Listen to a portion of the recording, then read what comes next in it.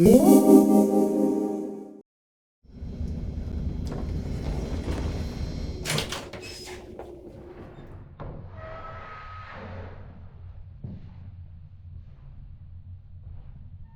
welcome to MyMathYourMath. Today some calculus, an integral application. All right, example.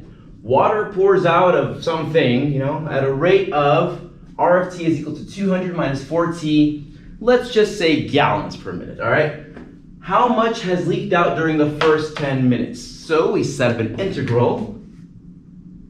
Anytime you want to find an amount of something in calculus, it's usually an integral. Whenever you want to find a certain rate, it's usually a derivative. All right, so the integral is it's the first 10 minutes. So that means it goes from 0 minutes all the way up to 10 minutes. We evaluate it, and it's going to be of R of t.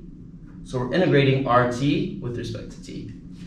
So let's just plug in what we have for R. We have 200 minus 4t.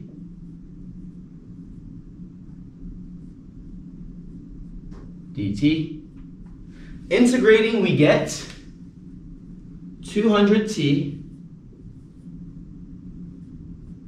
minus 2t squared being evaluated from 0 up to 10. All right. So all we do is plug in the 10 into the expression, minus it from plugging in 0. However, when you plug in 0, you just get 0. So we can just forget about that guy, plug in 10. So that's 200 times 10 minus 2 times 10 squared. So that's going to be 2,000 minus 2 times 100.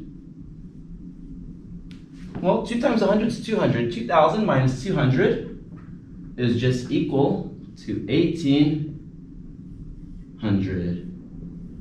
And I believe we said gallons has leaked out during the first 10 minutes. That's all for today's integral application.